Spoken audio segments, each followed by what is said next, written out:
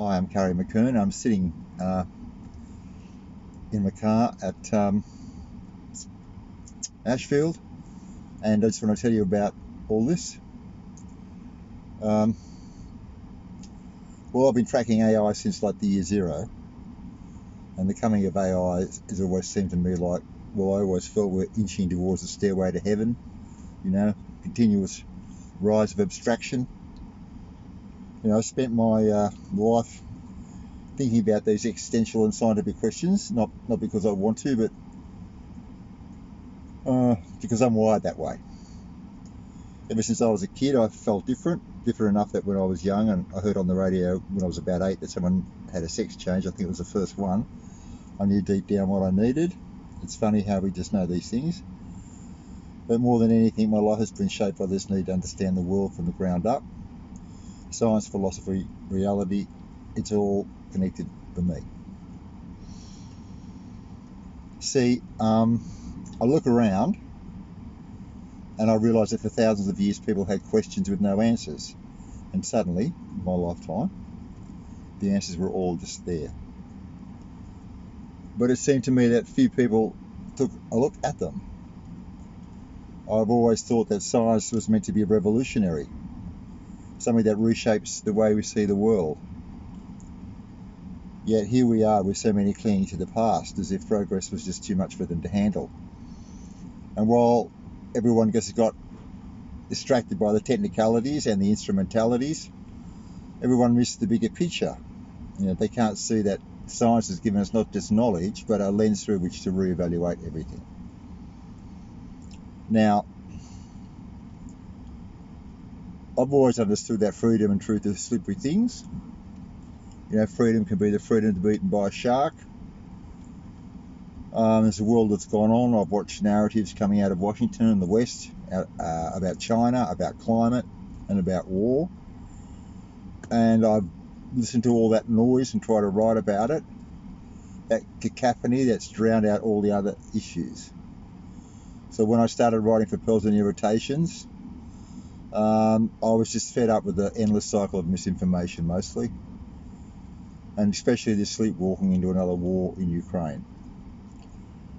I couldn't understand that the West didn't seem to understand that you can't go toe-to-toe with the Russies as if it's a game. And I stuck that uncomfortable truth everywhere. And but then it got me thinking deeper. With AI around, I had a bit of a partner to help me sort of think through these issues. And I wanted to make sense of it all at a more fundamental level. I thought that we had not turned the mirror, had not turned the microscope on ourselves. That was our fatal mistake. We built the H bombs and all that. Didn't mind the cargo cult side, but when it came to dealing with existential and ontological and epistemological implications of all that, like fail. And it's sort of like being committed to the Enlightenment project. It's sort of disturbing to see that the Western elites are not really interested in it. They're not. That's all there is to it. They'd rather bamboozle and confuse. It's convenient. They've got used to it. How do we make sense of that? How do we make sense of... Anyway. And I've always been, I've always waiting around for computers to come so I can play with them. I've always been rather adept. Extremely well read. And I've always thought about these issues.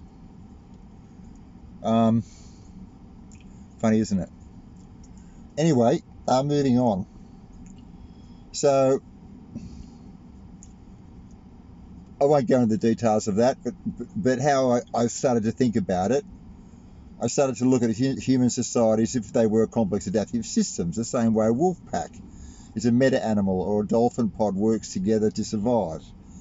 If you can accept that a pride of lions or a pod of dolphins adapts over time, has different cultural preferences, well then why not try and see human societies in the same light? And when I started talking to GPT about this, well, we had a very interesting discussion. So, and we reached certain conclusions based on totally logical inferences.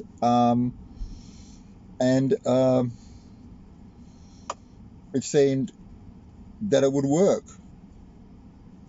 It might work. That's what I'm saying. It looked good. More about that later. Anyway,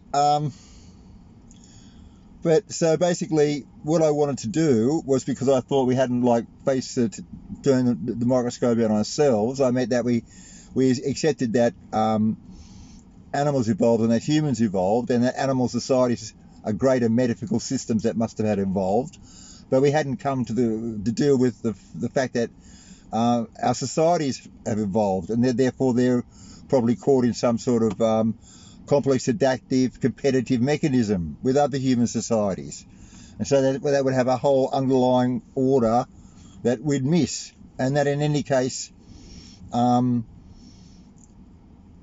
making rules for a deterministic society when it was an indeterministic one wouldn't get us very far. And then we might wonder why, history is like the weather. It's never quite the same, but it's pretty much similar patterns. And so all that's wandering around in my head, and I thought, well, if only I could formalise human societies as complex adaptive systems, well then that would be gold. I could just formalise it a bit, try to do that, and I'd approach it from a more fundamental aspect, avoiding all the abstraction as much as I possibly could.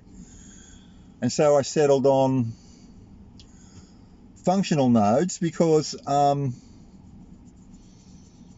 because it makes sense. Because when you think about that, as human society evolved and skills accumulated, most skills would be learned from watching another person do it or helping them do it. So there'd be implicit skills, not written down, and those sort of skills would be more likely to aggregate in families who learnt the same techniques or made their living in the same way.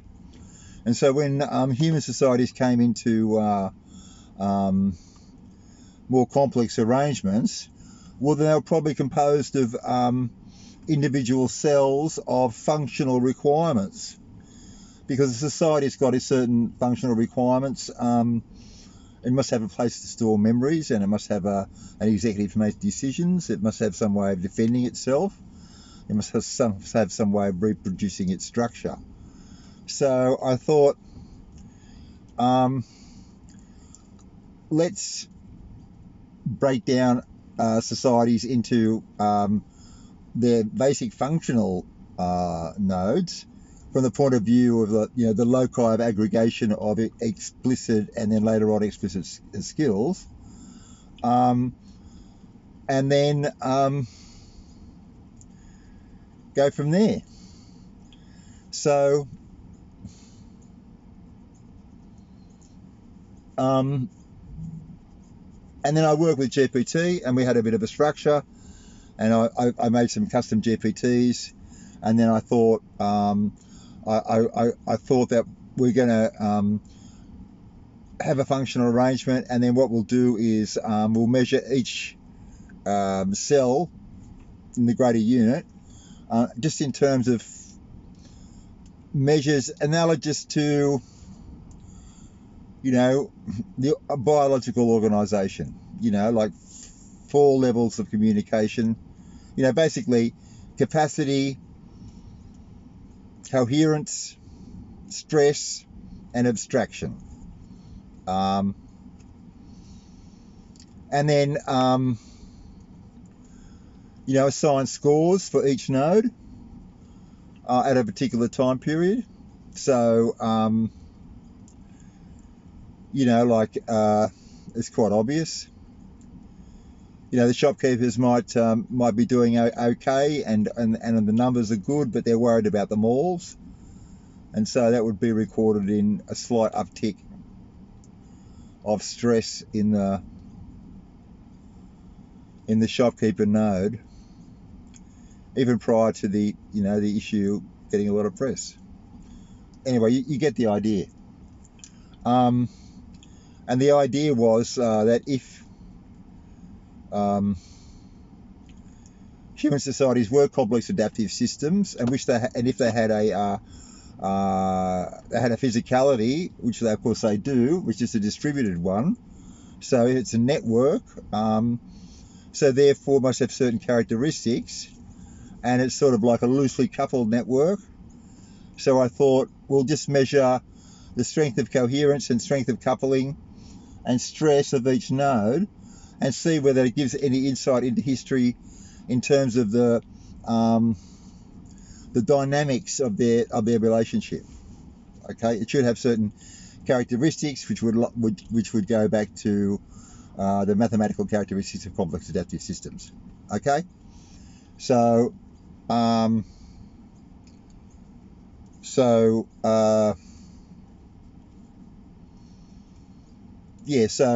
Kari was upset because she got taught evolution in school, and but then everyone carried on as if it didn't happen. That's what I'm saying. And so I thought it was like, pretty obvious that was like a bit of a no-go area academically, I guess. And then GPT came along, and a couple of months ago, because I've been writing and being a bit like mystified and stupefied by general behaviour, by the geopolitics, I just got into anyway. Now I've got I can get data on any country pretty quickly. I've got Gemini GPTs that go out and score societies, and then they bring back the data, which is expresses social relationships in terms of node values and a set of variables that tries to catch any of the dynamic action between the nodes. Well, all I wanted to do was prove that societies were complex adaptive systems, because I thought that would be a cool thing to do, and I thought maybe we wouldn't take ourselves seriously, and it would like turn us from crazy nation states armed with nuclear weapons, just to the blended family from hell. Something that we could deal with. So that's basically where we're at the moment. I've got data coming in, and and then I just run it over GPT. Like, I don't even use any of my custom GPTs. GPTs like that. Okay. And that's the other interesting thing about this. The AI love it. I mean, what can you make of that? They fucking love it. I mean, pardon my French. You understand? It's like, I just cannot believe this. Because it's got explanatory power. Because actually, I think that's the reason. In fact, I mean, really, anyway, it's sort of like, this whole thing is kind of like a consequence of the phenomena that I'm seeking to describe. And that what I'm saying is that, the waves are a lot going on, but the currents are simpler. And that maybe if we had a look, and that the current should be, if we understood the currents a bit more, if we had a look at societies and networks, well, that would have like amazing consequences. Oh yeah, this is the best part. Well, when you think about it, if societies are complex adaptive systems, they're like a person. They're kind of like a Rube Goldberg contraption that is an emergent thing. No one makes it. It's the traffic jam.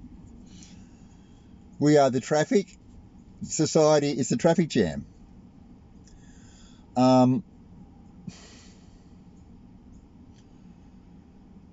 So,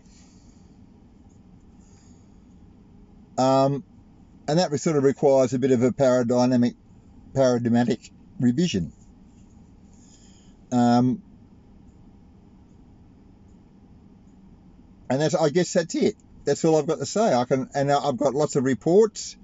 So basically, the proposition I'm putting it to you is that when I ran the data and the GPTs reported back to me, not only did they report very, very strong signals of complex adaptive systems, they basically could give me a family history and a medical report of any nation I put through it.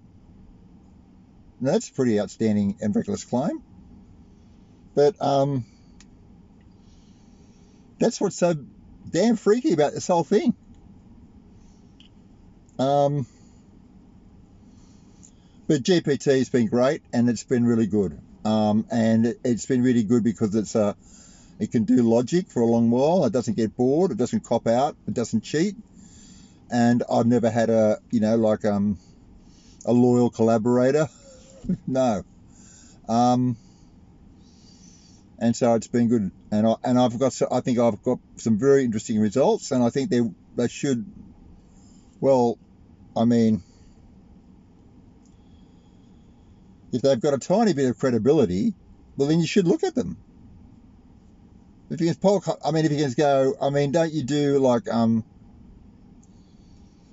the reason I know anything is because I know what's wrong with the opposition's argument. If you don't know the opposition's argument, well then, how can you contradict it? How can you dispute it? How can you rationally dismiss it? You can't. So